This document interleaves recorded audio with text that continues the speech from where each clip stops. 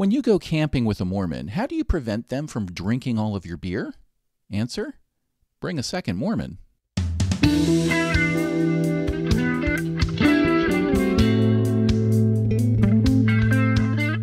Welcome to the Cross-Examiner Podcast, the Internet's courtroom in the case of rationality versus religion. Here, our host uses his experience as both an attorney and an atheist to put religion on trial. We solemnly swear that it is the most informative, educational, and entertaining jury duty you will ever do. And now, it's time for the Cross-Examiner. Welcome to the Cross-Examiner Podcast. I am the Cross-Examiner.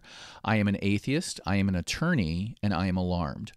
I'm alarmed by the rise of Christian nationalism in the United States, and more importantly, I'm alarmed by the massive amount of misinformation that's powering that rise.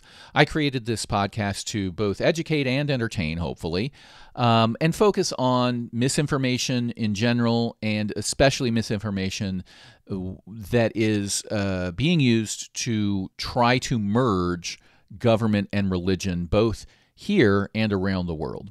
Today, I've got a very special treat. Dr. John Dehlin, who runs the Mormon Stories podcast, very generously donated his time to do an interview. He helped record it. He's got a very fancy podcast. I suggest you check out Mormon Stories podcast. The link is going to be in this episode details, as well as on my website at thecrossexaminer.net. So he generously recorded this as well. So it is not only an audio episode, it's a video episode. So if you would like to see the full video episode, you can go to my website, and I will have a link to the YouTube version of this, not just the podcast version. Dr. John Dehlin, as you will hear, is an ex-Mormon, and we discuss a lot of things, but especially the misinformation that the church has historically used to fool people into remaining Mormon. And this fits right in with the theme of my podcast. Big, powerful institutions or individuals will use misinformation to trick you to your detriment. It's the theme of this podcast. If we can all be a little more skeptical of claims made by people in power or people we trust, we as a country would be better off. I'm going to cut straight to it. He gave me so much time, I'm going to make this a two-part series. So we're going to do about half of it now. Then I'm just going to cut in and tell you we're done. And then I'll publish a second episode that's the second half. I found the conversation to be very enlightening. I learned a lot. And very entertaining, and I found him to be a wonderfully nice person who's genuinely helping people out of tough situations. Enough of me talking. Let's get straight to the interview. So welcome, John Dehlin. Nice to have you here. Thanks. Thanks, Cross-Examiner. Do I refer to you as the Cross-Examiner? You can call me the Cross-Examiner. You can call me Graham. You can call me Hey You. However you like to do it. Hey, Graham. That'd be good with me. Thanks. Thanks for having me on your show, and thanks for being on my show. 100%. I'm really glad that I reached out to you. I'm really glad that you offered to have us release this on both of our shows. I think both of our listeners would really benefit from this conversation of me getting to know you and your work and your journey through your belief system. So I really do appreciate it. You are, by all means, a very, very busy individual. So I appreciate you taking the time. My pleasure. Yeah, Okay. Thanks for having me. Yeah. All right. Well, I'm going to give my listeners a little bit of a background, and correct me if I'm wrong. So you are a former member of the Church of Latter-day Saints. People will call them Mormons or Church of Latter-day Saints. My Mormon friends call themselves LDSers all the time. How do you prefer to refer to your former belief? The church's official name is the Church of Jesus Christ of Latter-day Saints. It's really a handful. A believing Mormon would say that Jesus Christ is the most important part, so you don't want to leave that out. The Latter-day Saints is just Joseph Smith's spin on the name, and it's meant to sort of remind us all that Jesus is coming soon. And the church was founded in 1830, and it took a few years. They changed the name a few times along the way, but that's the name we settled with. Gotcha. Okay, that's great to know. And you are now, first of all, you hold a PhD in psychology, and you do this podcast that we're doing a dual episode on called Mormon Stories. We're going to get to how you got there and all of that sort of stuff, but you also do other blogs and websites that I saw. In my reading, I identified you as somebody who was very influential in the early sort of Mormon blogosphere movement. And as far as I can tell, your current practice focuses on dealing with issues of either being in a high demand religion or being LGBTQ within any sort of religion, and maybe even coming out or leaving the religion, those sorts of things. Am I describing sort of your focus correctly now? Yeah, absolutely. Yeah. I started out, you know, I was raised Mormon. We'll talk about this in a little bit, but I started the podcast back in 2005 just to help people be able to talk about things that they couldn't talk about at church. And over time it's grown. So yeah, Mormon Stories podcast. And we're all about long form and just letting Mormons tell their stories. Absolutely. I have watched many episodes. I started, the episode that brought me in was Eve's story, a couple of episodes about a young lady named Eve. You and your co-host sat her down and she volunteered to discuss some little known facts about Mormonism, which we'll get to later. And then she volunteered to be filmed while you told her this, and you could sit there and watch her process this information that she obviously hadn't heard, or maybe heard in the whispers in the winds, but was now hearing it from a fairly trusted source. And those two videos, I don't think I've ever seen anything like that. To watch somebody deal with this information from a trusted source in real time was really moving. And I really felt for her.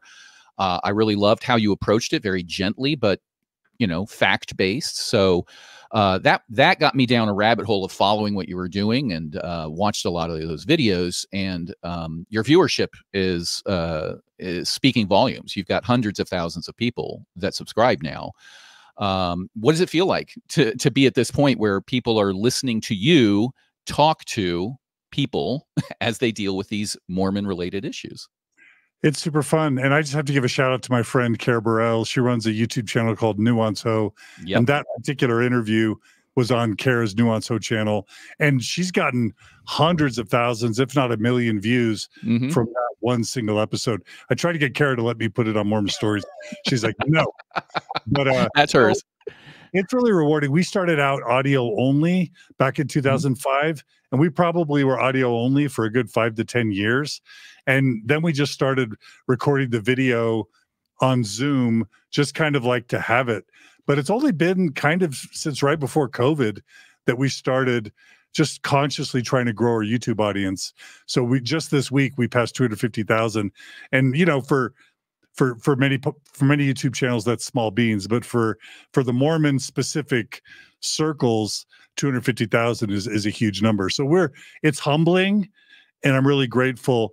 And weirdly, something like 60% of my YouTube audience has never been Mormon. So weirdly, there's a huge appetite for Mormon stories that extends well beyond active believing faithful Mormons or even ex-Mormons. So that's fun. Absolutely. I am one of those people. My background is I was never really religious. Early in my life, I would have answered the question, do you believe in God, with a yes. But fairly early in my teens, I think I would have started answering with a no, and my parents were not very religious. So, and I am a huge fan of Mormon Stories and Nuance Ho. And see who wrote the book. I forget her name. Alyssa Grenfell, I think you've talked to, that wrote this book. She's wonderful as well, and I'm watching all of this content, and we can sort of probably discuss later why the never Mormons is such a huge audience. I think I have some ideas there. But getting back to you, the big event then in your life was in 2015. You were excommunicated from the church. So I think what my listeners are going to be interested in hearing is your journey from being in the church to having some sort of crisis of faith, to the point where you leave the church, not necessarily by your own choice. So do you mind if I sort of walk through that history?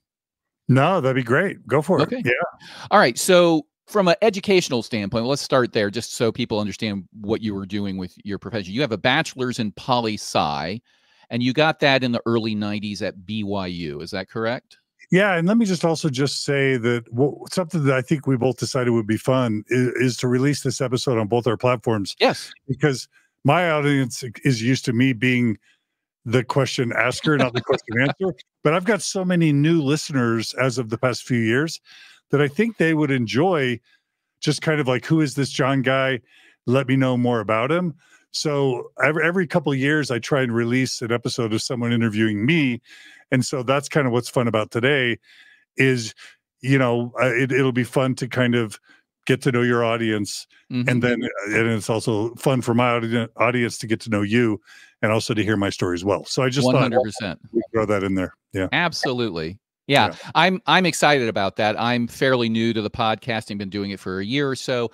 I am, for your audience, I am also a regular host now on several shows devoted to atheism and separation of church and state are my main focuses. I am an attorney, and that's my focus is pushing back against Christian nationalism taking over sort of the United States.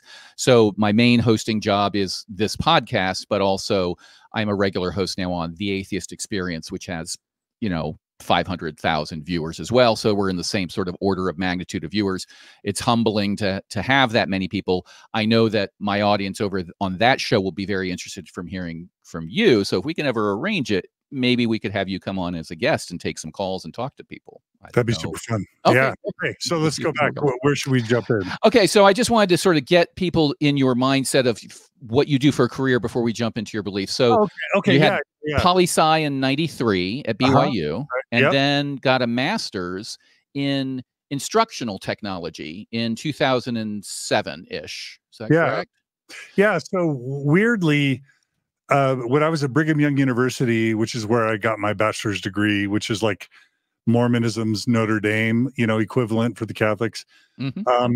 I wasn't sure what to major in, and I kind of had an interest in politics, so I actually pursued political science, thinking that I would go to law school.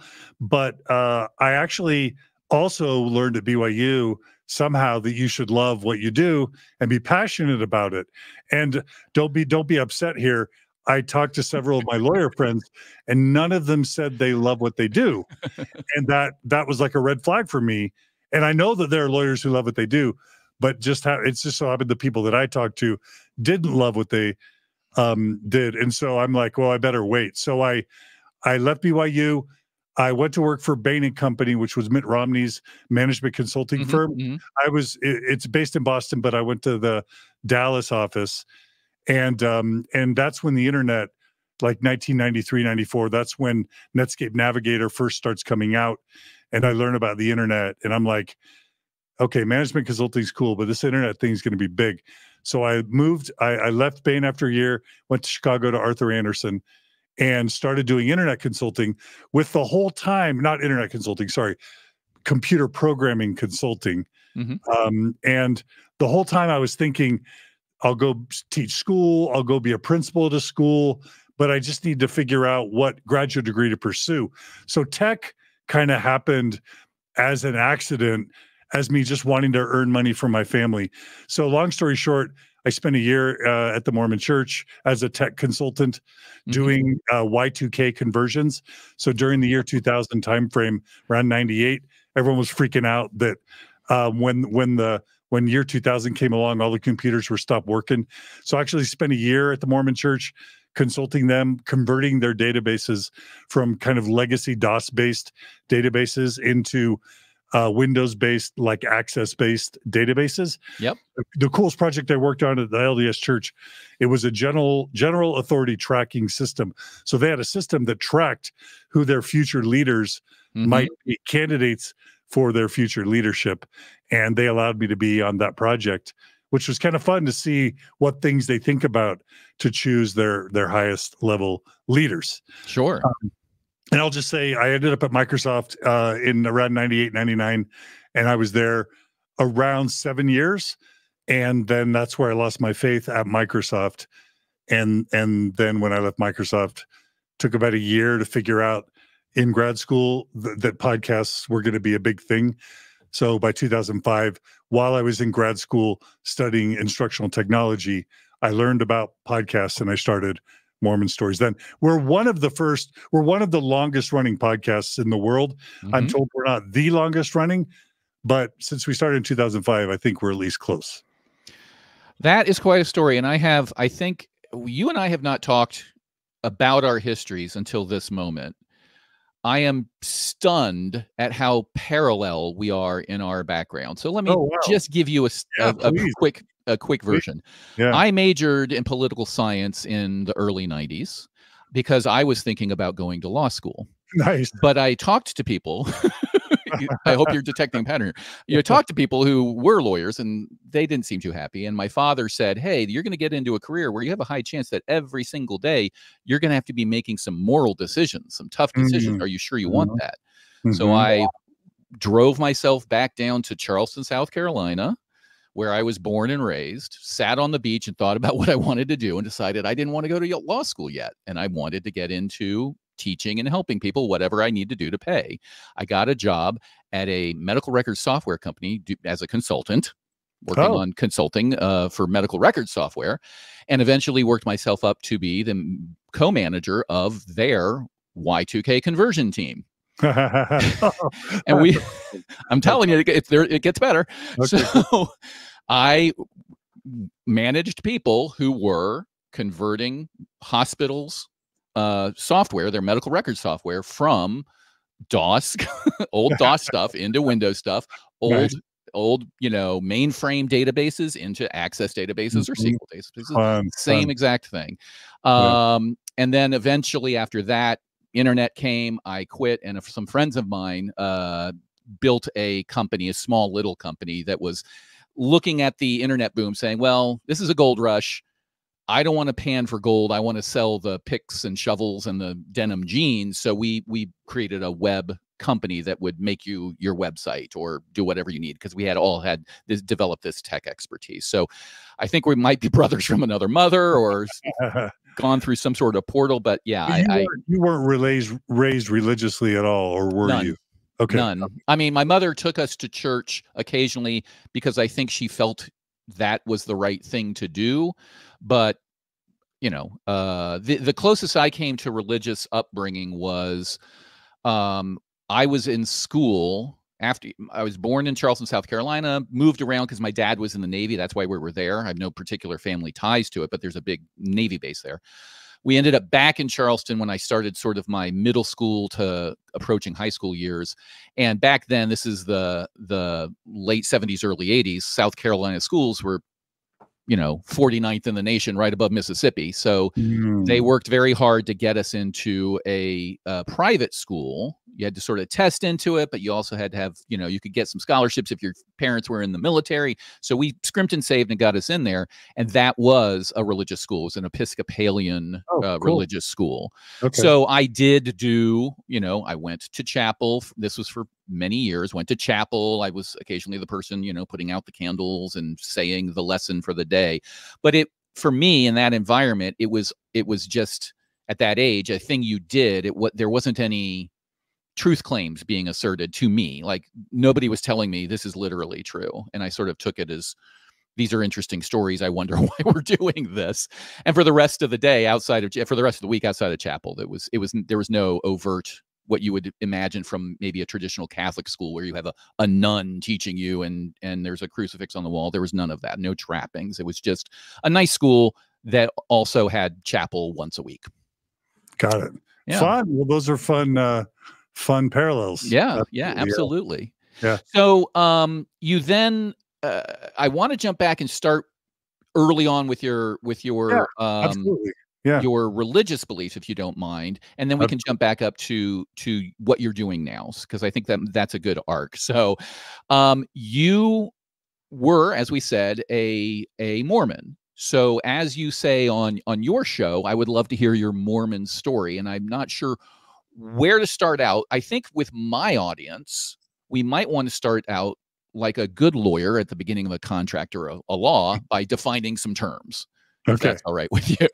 Sure. All right. So what is the Church of Jesus Christ of Latter-day Saints? What is that? All right. Yeah. So in this history is going to be new to many Mormons, actually, ones that have only heard the official version. So I'll just warn people, everything I say, I believe is factually true and substantiated, but it will seem controversial or even scandalous to the average Mormon because you haven't been told your true history. So in the 1820s, there was a boy named Joseph Smith. He was born in Vermont, but he was raised kind of in a place called Palmyra, New York. He was a younger son of a pretty large family. They were pretty poor. They were pretty unsuccessful farmers, and they didn't love farming. So they got. You should also know that they were superstitious. They believed in folk magic, in magic artifacts, in dreams, and in visions. But they're also Christian. And during those 1820s time period, there were rumors of like buried treasure, that pirates or Native Americans had buried treasure all around kind of, let's just say, colonial United States, and that you could find it. And there was kind of a ruse that, or a scam that sort of, country folk would do if they were ambitious.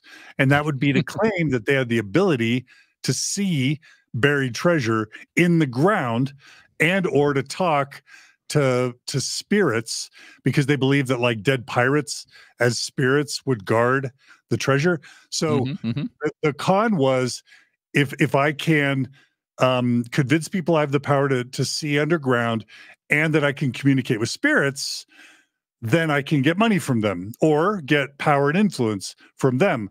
And so that's how Joseph Smith sort of starts his Mormon story. He spends several years with his dad going around New York, Pennsylvania, and, as a treasure digger or as a scryer, right? Or they're different words, scryer, peeper, glass looker. And it turns out this was all illegal. So, sure. So, fraud at a minimum. If you know you're lying, if you say something you know is false in order to induce somebody to pay you, that's the definition of fraud. Yeah. And there were laws on the books. And if you go back even to Benjamin Franklin in the mid to late 1700s, he has this quote where he's like, man, this is a problem. I can't believe these people are doing these things. Well, that's how Joseph Smith got his start. And weirdly, he never found any treasure, but he did make money. But he had this power to convince people that he had special powers and he would take a stone and he would stick it in a hat and he would look in the hat and then he would tell people where the buried treasure would be. And every time they started digging and, they'd get close to it. And then he'd say, oh, you didn't kill the chicken right, or you didn't draw the pentagram right. And I'm making up those details. But there was always some reason why the people who were digging messed it up. And then the spirit would withdraw the treasure farther down. And then Joseph would say, oh, sorry, we're not going to be able to get it today, but it's there. And if you come back next time, pay me a little more money, I'm sure we'll be able to find it. And that was the thing. You're laughing. Why are you laughing? No, I'm laughing because I think there's going to be a theme that we're going to see evolve here, because 1,000%. that's a classic shifting the blame, right? That's what psychics do. That's what con artists do. It sounds like he was doing a mixture of dowsing. I can find the water underground and I can talk to spirits. So seances. And if I'm doing a cold reading, right, I'm trying to pretend like I'm John Edward who can speak to the dead. And I say, I'm getting a name. It starts with an A. Is there any A in your life? And you say no. And then I say B and you say no. And I say C and you say no.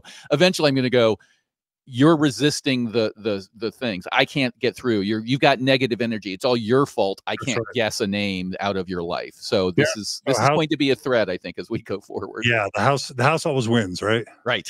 Yeah. Yeah. And so by 1826, 27, the law is onto him. He's being charged with breaking the law. There's at least one or two trials that go on in Pennsylvania or New York, and kind of the jig is up. But so he needs a new thing. But while he was in Pennsylvania, he boarded with this man named Isaac Hale, who had a cute daughter. And so he falls in love with Isaac's daughter, Emma. They elope because Isaac thinks he's a fraud, which, I think he thinks that with good reason. So he's not going to give Joseph permission to marry Emma. So they elope, they run away and get married. And eventually they end up, I think Isaac misses his daughter. So they end up coming back to Pennsylvania area. And he says that he comes up with this new story that an angel has visited him. And, the name changes from Nephi to Moroni, but he basically comes up with this new story that an angel has come to him and said, I'm an ancient Native American who died. I'm now in spirit. And I have this record of these people who were Native Americans who actually were Jews who came over on a boat from Israel around 600 BC, started civilizations, populated America, and then half of the group turned bad, and God cursed them all with dark skin as a curse for being bad. They were called Lamanites. The white good ones were called Nephites. And at the end, Jesus comes. He preaches the gospel. After Jesus dies over in the old world, he comes to America, visits the Native Americans, and then eventually the dark Christian Native Americans, actually, they probably weren't Christian by that point. They kill off all the white-skinned Christian Native Americans. And because they were, quote, savages, then they lost their Christianity. And so when the explorers came over, led by God, to America, the conquistadors and the pilgrims and whatever, God led them over here. They found the remnants of the Lamanites, which were the Native Americans, the Indian tribes. And so Joseph basically says, an angel's told me that he's going to give me gold plates. That's a religious record of these Native Americans. And then it's my job to translate those records. And the only problem is no one can see the gold plates. So I get to see them. So I want to jump in here. That's first. I just want to sit in the seat of my audience right now. Yeah. I'm actually quite familiar with this part of the story. The fact that it opened with his fraudulent psychic treasure hunting was fairly new to me, but this part I'm fairly familiar with. Okay, but that's a lot to take in, right? Yeah, there's so many claims there that, to quote the Book of Mormon musical, ancient Jews built boats and sailed to America. That's right. That's quite a claim, but that is literally, that's well documented as far as I can tell. When I'm starting to read up, I've got a lot of books I bought because of your show and other shows, but that seems to be like, there's not a dispute about that. That's an actual tenet of the church. Is that correct?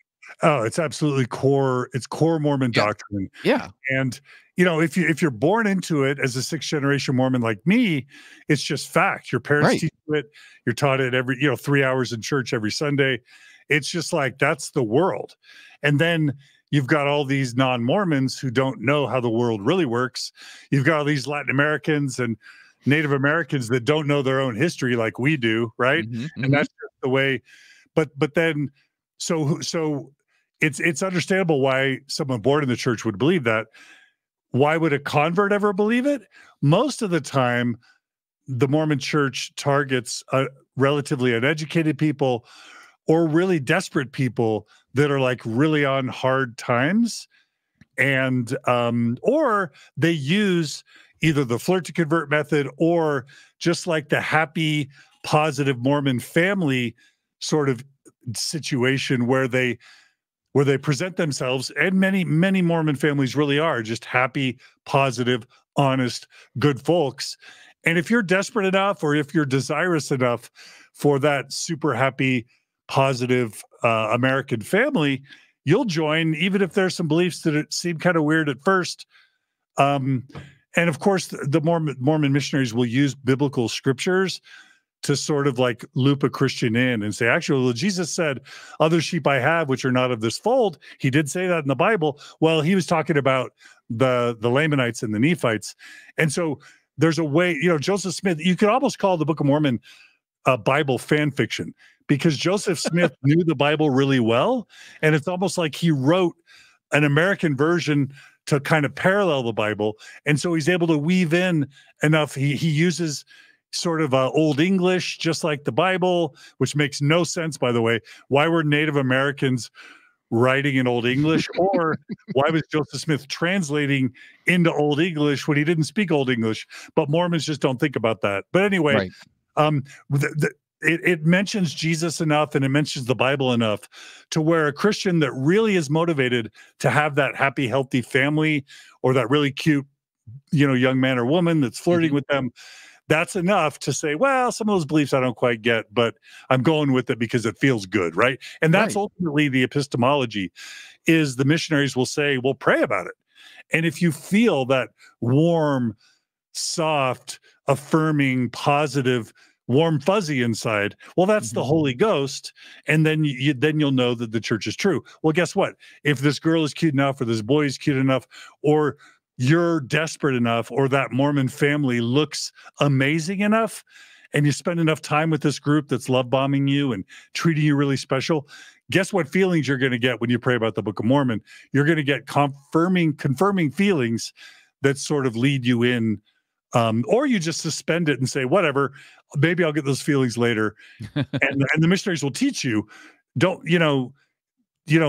say you believe it, act as though you believe it, and the confirmation will come later. And in all those different ways, those fantastic stories that shouldn't be believed by anyone based on science and evidence become second nature to so many people. Yeah. Yeah. It's, as an outsider hearing these stories for the first time I heard this, I was like, that's ridiculous. Nobody would believe that. And then the more I read and the more I knew a lot of Mormon people, so that medical records company, software company that I work for, a lot of Mormons there, still my friends. Hi, Margie, if you're out there. Hi, Lancer, if you're out there. My manager at some point during my history there was Lancer. He was the big, happy Mormon family person, right?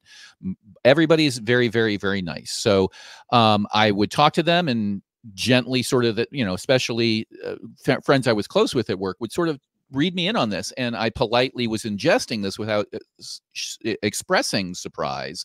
But internally, I was like, wow, people really genuinely believe this. And it wasn't for years until I put two and two together and figured out what you just talked about, which is the flirt to convert, the desperation, and the big happy Mormon family. And those can present all of their own problems, right? In order to be the big happy Mormon family, you have to subject yourself to sort of that emotional brainwashing that a high demand religion demands. Like you being upset is not pure or not holy or not righteous or not whatever. So you have to pretend to be happy the whole time. Or if you're going after to try to convert desperate people, low educated people, desperate people, they tend to live in locations that are not safe. So the Mormon church is sending young missionaries out to not safe neighborhoods. And there have been people who have run into a lot of problems there. So you can run into all these different problems, but the core methodology of convincing a non-believer to believe these things is, I think, absolutely fascinating.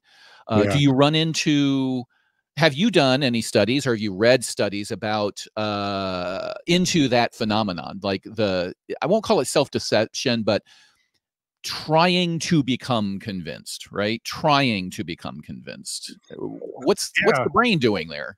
I was a clinical and counseling, my training is in clinical and counseling psychology, but, sort of psychology 101 talks about confirmation bias. It talks about motivated reasoning, and it talks about if you don't know there's a pink elephant, on your drive to work, you'll probably never notice it. But if you're looking for a pink elephant, or if you're looking for the McDonald's sign, or if you're looking for a Volkswagen Bug, you'll see them everywhere. So the way the brain works is you kind of see what you're looking for. So yeah, there's all sorts of There's all sorts of really good psychological studies. You know, one is just conformity, the Ash line conformity study, where they get a bunch of Confederates in a study to like say a certain line matches the wrong line. And if you get enough people ahead of you saying that the wrong line matches with the wrong line, at least 33% of the time, you will say whatever the people ahead of you said, even if you know it's wrong, because of peer pressure and conformity. The Stanley Milgram the emperor's new clothes phenomenon, right? Everybody's saying that the emperor has clothes. I don't see them, but I better say that they do, either because I'm wrong or I want to fit in. I don't want to be excluded by the group. Yeah, and an even better one is the Stanley Milgram study out of Yale, where they literally the shock test had one. A dude in a white frock with a clipboard asking you to what you believe to be shock another person and to administer greater and greater charges of electricity. And if you just got some dude over you with a clipboard and a white frock saying, increase the charge, you must complete the experiment, 33% of the participants will administer what they believe to be a lethal charge just because someone's telling them to do it. And so authority is, there's peer pressure, there's authority, there's motivated reasoning, there's confirmation bias, where you'll feel good about the things that resonate with what you want, and you'll tend to dismiss or feel bad about anything that you don't want.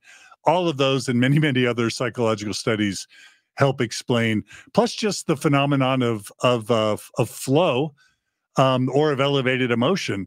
If, again, I mentioned this before, but, really, really good music or a really, really good rock concert or a really, really good movie is going to make you feel this overwhelming sense of joy and happiness under the right circumstances, especially if you've experienced really hard times or trauma. You might be even more primed to have what's called some sort of theophany or epiphany, just out of pure psychological need or desperation.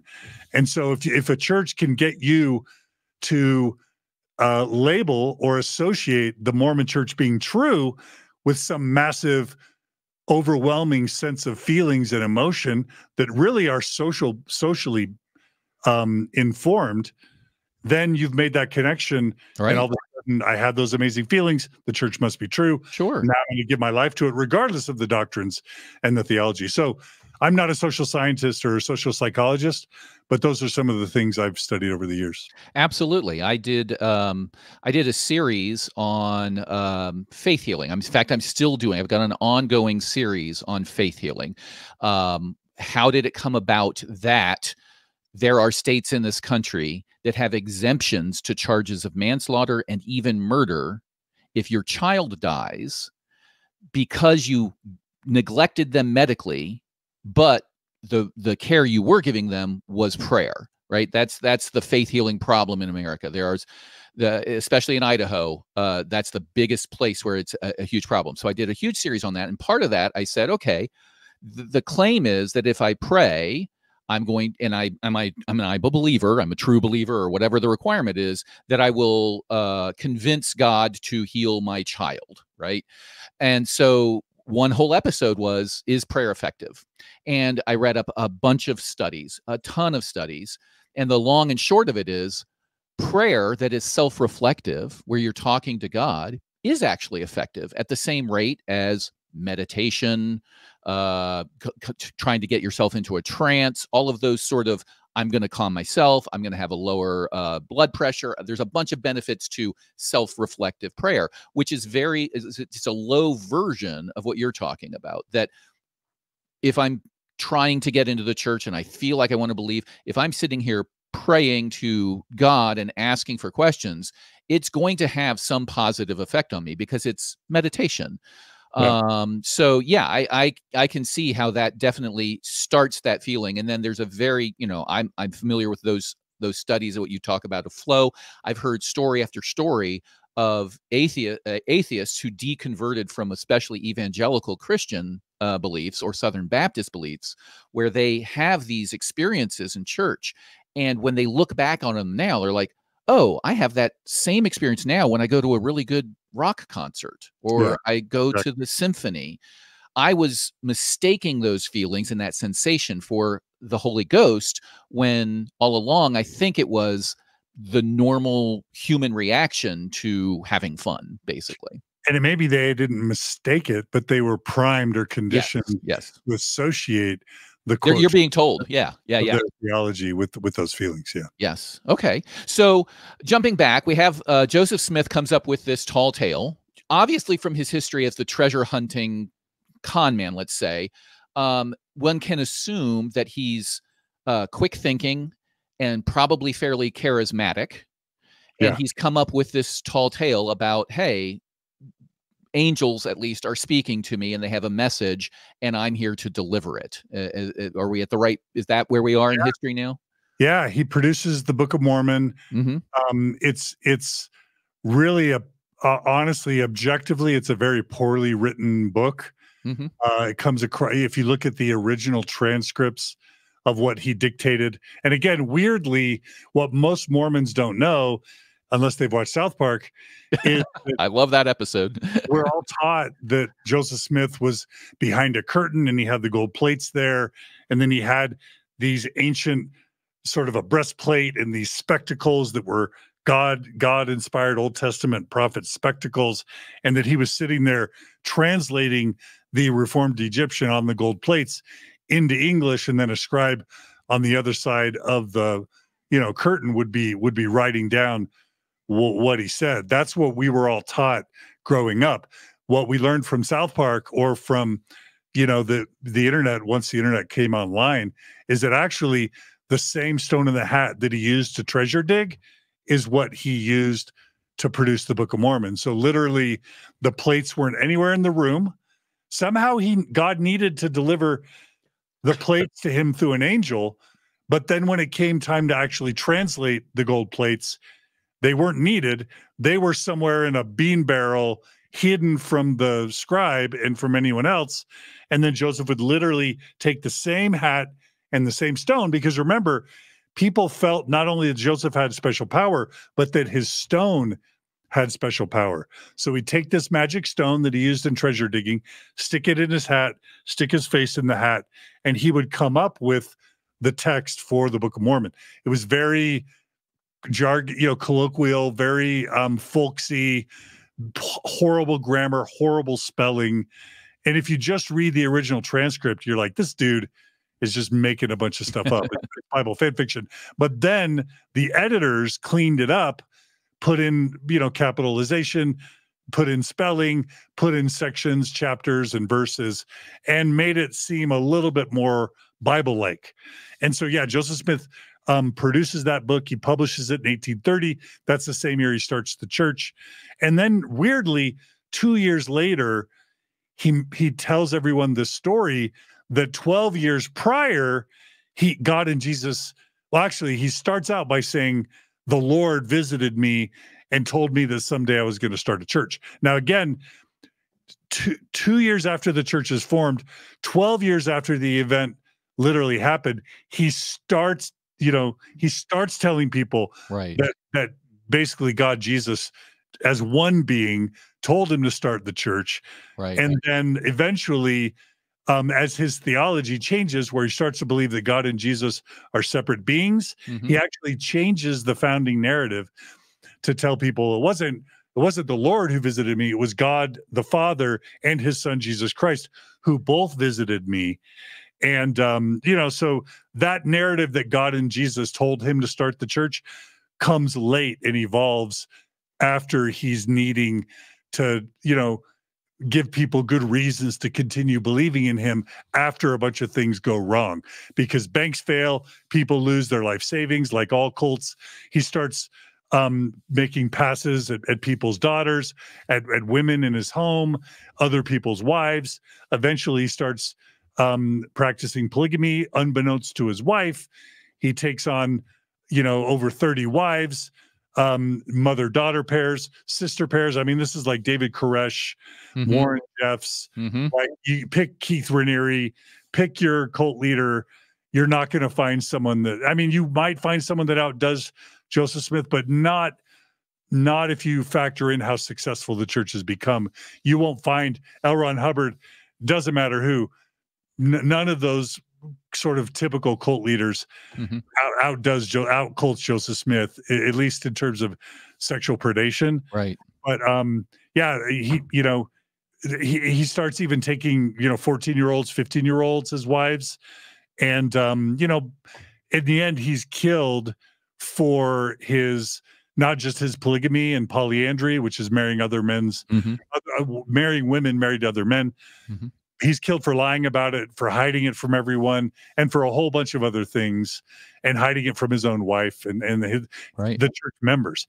So the church ends in 1844, and then Brigham Young takes over, moves all the Mormons to Utah, and then sort of establishes a theocracy in the desert that has become Arizona, Nevada, Utah, Idaho, southern Canada, and northern Mexico.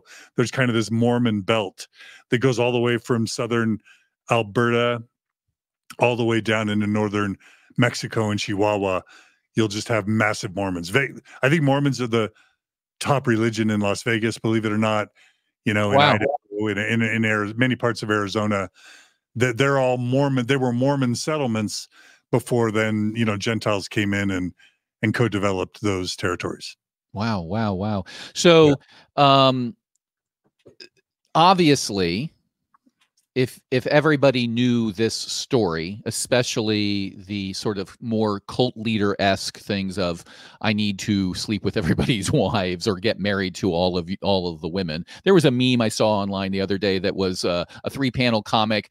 Guy comes out and says, I have spoken to God. He's told me to start a cult, and he has told me ... And it cuts to somebody in the audience whispering to a friend, that I need to sleep with all the women. And then it cuts back to the leader, that I need to sleep with all the women. It's like that. It's almost humorous at this point that when you hear cult, or when you hear a high demand religion, or however it is, somewhere in the background, you have a high probability of finding this sort of, as you said, sexual predation, that in the end, you're a human male, you now have power, so you're going to use that to satisfy some of your basic urges because you don't have a competing sort of pressure, either a moral pressure, a social pressure, or a legal pressure to stop you. Yeah. So the church at that point, how many people knew? Like, how did he maintain believers? How was he hiding it up? Those are sort of the questions that are fascinating. Once 50, a few generations pass, then it sort of passes into legend, and it's easier to sort of say, well, we're not sure. But in the day, did Brigham Young know, and did he take advantage of the fact that, now that Smith is dead, I can sort of change the narrative and run this thing? Or were they all in the dark? No, so there, by Joseph's death, my understanding is about 300 of his innermost circle knew about polygamy or were practicing it. Now, those numbers may be off, but that's just my understanding. He kept it really secret. He kind of used it as a way to gain power and influence with his closest followers, to engender loyalty. And again, he had married 22 women before he ever told his first wife, Emma, this Emma that I told you about. Right. He married 22 women before she even knew. And she, of course, lost her mind. And, there's rumors that she even was tempted to poison him. But he would lie to the general membership saying he wasn't practicing polygamy. But once Joseph was killed, one of the reasons that the church came undone in 1844 is because one of the highest leaders in the church, his name is William Law, he finds out about polygamy late, after he's already ascended to the highest levels of the church. He's like, that's not right, that's bad. And then Joseph's like, well, then I'm excommunicating you. And so he leaves, and he starts a newspaper called the Nauvoo Expositor. And in 1844, he publishes one edition of the Nauvoo Expositor saying, I believe in the Book of Mormon. I believe Joseph Smith has special power. But as a top leader in the church, I just learned that he was practicing polygamy, that they were like recruiting poor European girls who couldn't speak English to come to America, and then matching them with Joseph's friends to be, immigrant plural wives, kind of almost sex trafficking, if Yeah, you will. human trafficking. Yeah. Yeah. You know, it was William Law that kind of blew the lid off of Joseph's attempt to hide it. And so, but you know, there was no hiding it. And by the way, what led to Joseph Smith's incarceration was him commanding that printing press be destroyed for printing that one edition of the Nauvoo Expositor. And I'd like to jump in at this point. Oh yeah, please. Because I think my audience will be fascinated by this particular issue, since we focus on church-state separation. At the time, and correct me if I'm wrong, this is the town or city of Nauvoo is what the expositor's named after. Nauvoo, yep. Smith is mayor at that time, correct? He's not just mayor. He's like mayor, chief justice, chief of the council, all of those people, the right? Militia. Okay. He's prophet, seer, revelator, so washer. He's got all the power. He's got all the power. Like legislative and judicial. He's over it all. He's over it all. He's a monarch. He's a theocratic. He's a theocratic monarch. Right. For sure. So the newspaper edition comes out. He convenes a meeting of the sham meeting, by all accounts, of the town council that lasts about a day and a half, where they do this fake trial. He finds that they have I forget what the charge was, but basically, we don't like it, and we're going to charge them with libel and slander, and this newspaper's lying.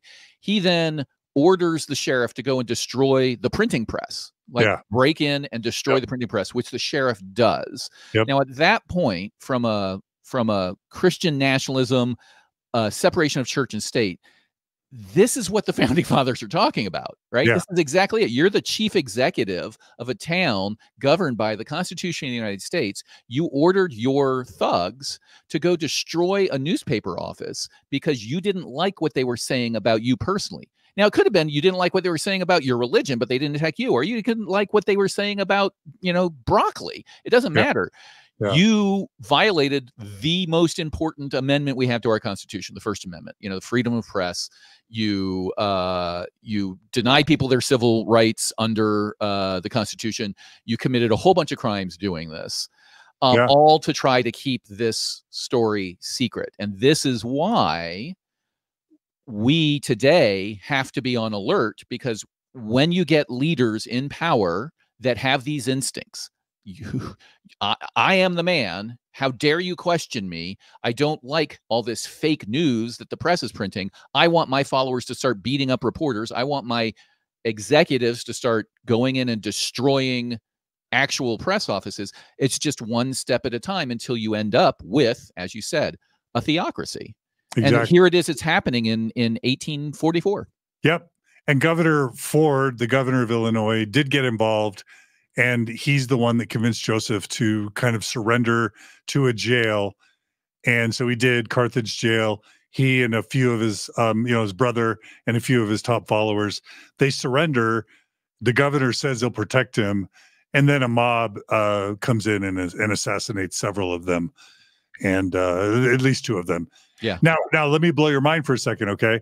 So before you do, please. Can I read a quote from the governor? Because I think they'll speak volumes. So this is what the governor said once he came to the area and was speaking to or addressing Smith through either the press. I'm not sure if he was physically in the room, but the quote that was recorded by the press is, quote, "I now express to you my opinion that your conduct in the destruction of the press was a very gross outrage upon the laws and the liberties of the people.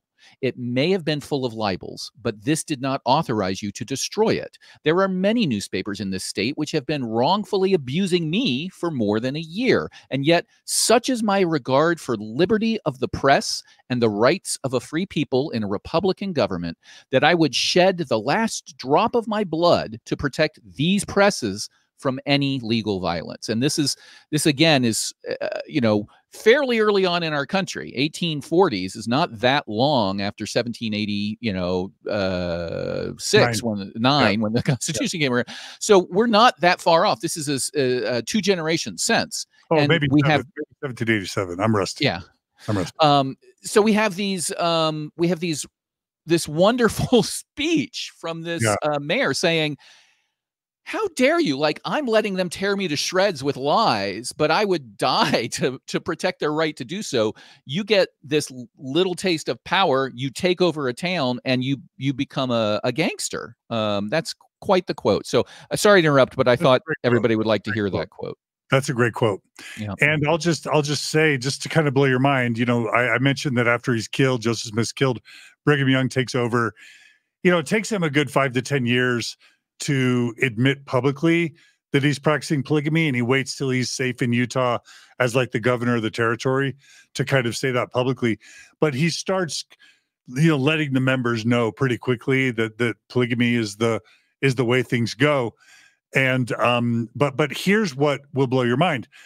I, you know, 6th generation Mormon, my own grandmother, my mother's mother, was the polygamous daughter of a third wife. I served 2-year mission for my church, went to Brigham Young University, 3 years of church every Sunday, super faithful Mormon. Did not learn that Joseph Smith practiced polygamy, did not even learn the word polyandry until I was in my 30s. Wow. So the church had, the average Mormon that you meet, I would bet $1 million if I had it. I would bet $10,000 now. If you surveyed the average active faithful Mormon who's above 30, more than half will say they were never taught that Joseph had multiple wives. They never heard of any mention of any other wife other than Emma in their entire experience with the church. And none of them were taught that the printing press was destroyed and that Joseph was ultimately martyred because he had been practicing polygamy and had been lying about it and destroyed the printing press. They would have just been taught some vague story about how, like, the wicked people hated Mormons, hate the truth, yep, that the Lord's chosen are persecuted, and Joseph was killed by a mob because he was standing up for God and his beliefs in the one true church, and that prophets get martyred. But until Mormon Stories podcast and other podcasts and websites and a bunch of really good scholarly books that the church told members for decades to never read, if it weren't for the rise of these scholars and podcasts that the church ultimately excommunicated many of the people, most Mormons today would still never know that Joseph Smith married 14-year-olds, mother-daughter pairs, sister pairs, other men's wives, and that he was killed for that polygamy and for the destruction that he wrought. So right. Imagine running a multiple million member organization in the modern era where you're able to keep that from your membership. And by the way, the Mormons aren't like uneducated rubes. Right. Harry Reid was the Senate Majority Leader. Mitt Romney was the Republican nominee for president. These guys go to Harvard, they go to Yale. No, yeah. And they too somehow were warned not to read these books or look at these materials. And so they just like became dentists, became doctors, became lawyers, became moms, and never looked under the covers of their own faith. Right. And we should clarify for people unfamiliar that Mormons get wrongfully grouped into a broader group than they actually constitute. So you have the Church of Latter-day Saints, right? The Church of Jesus Christ of Latter-day Saints, which is what most people will mean by Mormon. But you also have the fundamentalist church, the Warren Jeffs church, which is the one that in modern times openly argues for and did practice polygamy in a very, very cult-like situation. That you can go read up on Warren Jeffs, and there's documentaries and all that stuff. And sometimes people will conflate the two. Sometimes polygamy is synonymous with Mormon, rather than understanding that, no, the vast majority of Mormons today not only don't practice polygamy, but as you said, had no idea that it was the main focus of what Joseph Smith was doing, and the reason that it got him killed, because he tried to cover it up by abusing his governmental power. They have no, and that blows my mind, because we live now in this world where I can get on the internet and find anything, but we have to go back just 20 years, and the internet's just starting to really come into its own as far as disseminating information that over time gets affirmed by confirming sources, other documents that agree, references to books that you should go read, and people that you trust sort of educating themselves, and slowly start chipping away at the lock that the church has put on this information. Yeah. And if I can just tweak what you said a tiny bit. Sure. So yeah, think of the fundamentalist Church of Jesus Christ of Latter-day Saints with Warren Jeffs as like, let's just say 20 to 40 to 50,000 people worldwide. Right. And they're often in southern Utah, northern Arizona. Sometimes they're in Montana or Wyoming. Sometimes they're in Texas, but they keep to themselves. They look almost Amish. Yep. They eschew public interactions. They homeschool. They don't mix with the general population. Correct. And they could easily be confused with Mennonites or Amish. So that's the FLDS. There are several other polygamous branches too, all smaller than the FLDS religion. What's weird is that the average Mormon for the past 150 years believes that polygamy is the law of God. So I'm talking about the average member of the LDS church, my faith. Let's just say there's 4 million the church claims around 17 million members. The mainstream LDS church claims around 17 million members. About 2/3 of those are people that left the church or got baptized but never really connected. So think of active self-identifying Latter-day Saints as being around 4 million worldwide, 2 million in the US, 2 million outside of the US. But weirdly, it's in more modern Mormon scripture that celestial marriage or polygamy is God's eternal marriage. That's in our Doctrine and Covenants, D&C 132. And most of us know that our ancestors were polygamists, those of us who were born and raised in the church. So Mormons, even mainstream Mormons, believe in polygamy. They just believe that God stopped it for a temporary stop around 1890, but that it will be brought back. And to make it even more complicated, Mormons get married in the temple, and they believe that if a husband and wife are sealed in the temple, that marriage lasts forever, and that they'll become gods, husband and wife, as gods to rule over their own planet.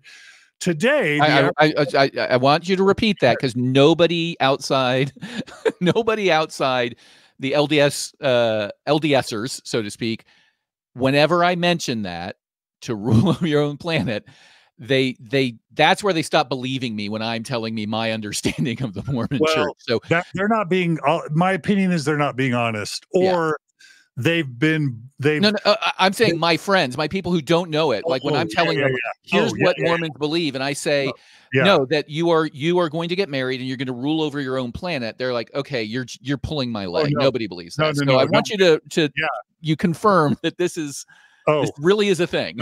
No, Joseph Smith taught, as man is, God once was, and as God is, man may become. And all the prophets since Joseph Smith pretty much have taught that, and that's what we were all taught, that heaven is divided into 3 main levels: the celestial kingdom, where God and all the faithful active Mormons who are righteous are going to live. And then there's the terrestrial kingdom for like good people that never joined the Mormon church but are good people. And then the celestial kingdom is for the rapists and the murderers and the thieves and, really, really bad people like Hitler. He'll go to the celestial kingdom. In the celestial kingdom, you live with God, you live with your spouse who you got married with in the temple, and your children, and you get exalted. And exaltation means you are promoted to the rank of godhood.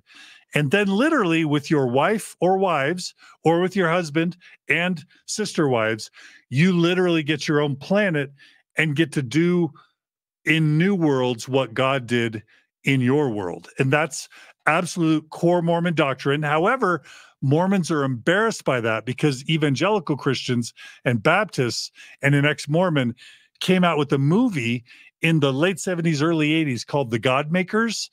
And they ran that movie in evangelical Christian churches all throughout the United States and abroad. It was super embarrassing. So the church started downplaying and like not emphasizing that doctrine or teaching, and would secretly still believe it, but would stop talking about it, and then slowly hope that the members, they left this in the Mormon Church leaders like to leave intentional ambiguity with doctrines that are doctrinal, but that are inconvenient.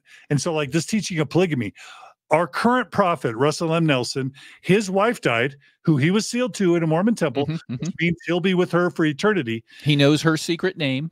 He knows her secret name. When she died, he married a new woman, got sealed to her in the temple, and he believes, our prophet, Russell M. Nelson, believes in 2024 that when he dies and his wives die, he and his 2 wives, plus any other wives that join, will all be together forever in a polygamous union. Same with our number 2, Dehlin H. Oaks. His wife died. He married a new woman. He believes, he's been sealed to her in the temple. He believes that he'll be with them. So the average active Latter-day Saint absolutely believes in polygamy and in the new and everlasting covenant or eternal marriage or celestial marriage.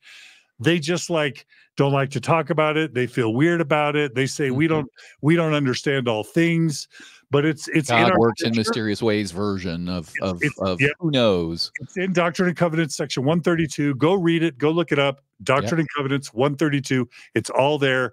And so while we're not practicing it in the flesh today as members, we're still getting sealed in polygamous marriages as Mormons, and we believe we'll be practicing it in the afterlife. That's a really long detour, but I think no. This is because it's core Mormon theology. And it's important. It's people we're talking about. Yeah. It's important because religion, people have this sort of dualistic relationship with religion, right? There is the community, there's the family, there's the emotional reward I get from it. There's that part of religion. And then there's the claims, the truth claims that this is true, that's true, this is true. And there's almost a cost, as you were talking about when you're trying to convert somebody, they almost have to pay a cost to say that they believe these somewhat outrageous to crazy outrageous claims in order to get the community and get the family support and to get the affirmation from the church or your whole state, depending on where you live. So it's important that people understand the truth claims, because even if you down in your core, if somebody asked you and you had to answer honestly and they say, are you convinced that you're going to die and practice polygamy with your one of many wives on your own planet where you will be a god and raise up a new civilization to worship you? They might honestly say, no, I'm not convinced of that, which means they don't believe it. They suspect it, they hope it, they wish it, but they don't believe it. But they don't ever want to say that because somebody might hear them. It feels to them, they've been taught that is, I mean, and this is not unique to Mormonism. You've been taught, the Christian Bible itself, the New Testament talks about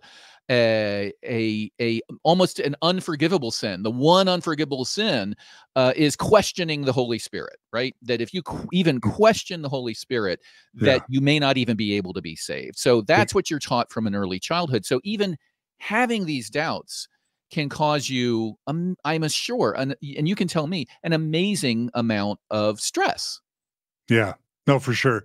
And the average Mormon who's active, I would say a third of active, faithful, believing Mormons would just flat out say, absolutely, we believe that we become God someday and that polygamy is true. I'd say about a third. Mm-hmm. And then there's another a third to 2/3 that would be like, well, some believe that, it's not clear. But that's how the modern church has nurtured this ambiguity, literally for PR reasons. So the church would not bash them if they gave that answer. The church would not say no. They wouldn't step in to clarify. They're actively encouraging you to give the wishy-washy, we're not sure. Yeah. They would say, we don't. The prophet Gordon B. Hinckley, one of our past prophets, was asked about this, and he's like, well, I don't know that we teach it. I don't know that we emphasize it. It's not doctrinal. That stuff that he will say, there's kind of outsider, insider language. Mm-hmm. That's a typical another trait of high demand religions or cults. Sure. They've got secret doctrines that they only talk about as faithful insiders. And then the way they talk, just like with Scientology and like Thetans and the being volcano, OT8 and and all that stuff. Yep. You don't talk public facing about those weird secret doctrines, or you get in trouble, you know.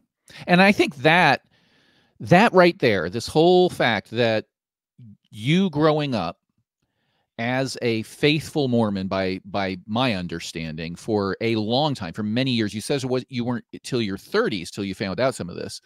Yeah. That the reason that you had those beliefs was because, in some part, that the church made a decision to hide other beliefs from you. That they actively sought to keep you ignorant of all the facts so that they could maintain control, so they could maintain income, so they could maintain, volume and size, so they could have workers to go on missions and grow the church. There's a lot of motivation that this church has to, if not lie, then to commit lies of omission. Am I reading that right? Absolutely. Yeah. The Mormon church currently is worth estimated to be worth $250 billion. That's with the B. Yeah. Super wealthy church. And the way that it became super wealthy is by limiting truthful information. So when you get baptized, when Mormon missionaries show up at your door, let's just say you're in Africa or you're in Latin America, let's just say Africa, and the two white Mormon missionaries from Utah and Idaho show up at your door or show up at your hut, knock on the door of your hut and say, we're Mormon missionaries. Do you think for a second that those white Mormon missionaries from Utah and Idaho say, hey, hi, we're missionaries from the Church of Jesus Christ of Latter-day Saints. And the Church of Jesus Christ of Latter-day Saints kept Black people like you from full membership and full status, kept you out of the temples, and kept men from having the priesthood for about 150 years until 1978, when God, as the Book of Mormon musical says, God changed his mind. And by the way, we taught that black skin was a curse from God because you black person and your ancestors, when you lived as spirits in a premortal existence, y'all weren't as faithful to God. Y'all were kind of fence sitters. And so you became black, and your ancestors became black, became slaves, because it's what you deserved for being faithful as spiritual children in a previous life. Do you think that in 2024, when they're in Kenya and Nairobi, that's how the Mormon missionaries lead? Obviously, no. They leave all that out. They leave out the stone in the hat. They leave out the treasure digging.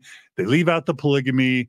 They leave out, 50 other super problematic, racist, sexist, homophobic things.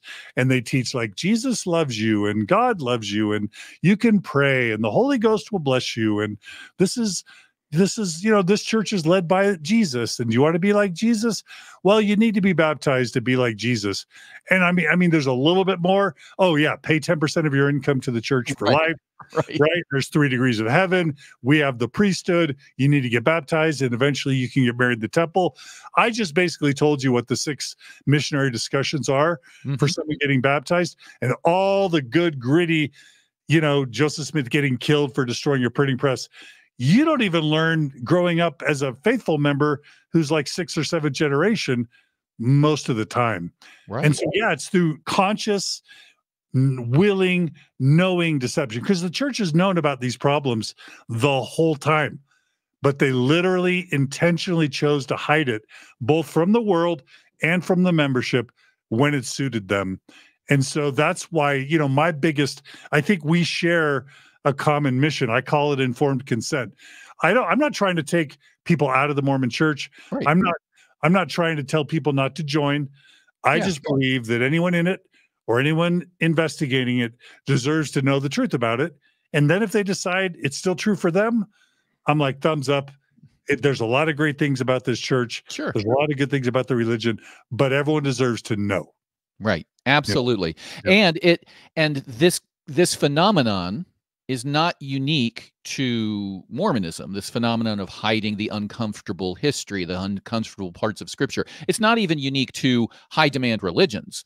The the trope of the dark skinned person is being punished because they sinned previously or they have a curse on them.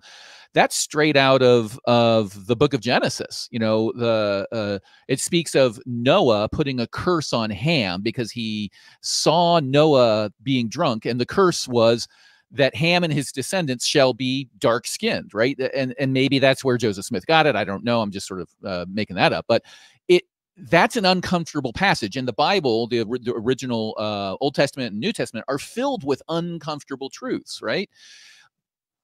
When you go to a Baptist or Episcopalian or Catholic or just a non-denominational service, and people encourage you to go to Bible study, they don't open it up and say, okay, today we are going to study all the rules of how you can enslave people from around you and keep them as your property and use them as sex slaves and pass them on to your kids, and how you can't kill them, but if you beat them and they live for a couple of days, that's okay. And then if they die later, that's okay. They don't start with those things. They start with what you said. There was this little baby Jesus, and he came to save the world, and people didn't like him, but he did all these wonderful things, and then he died for you. Don't you feel guilty?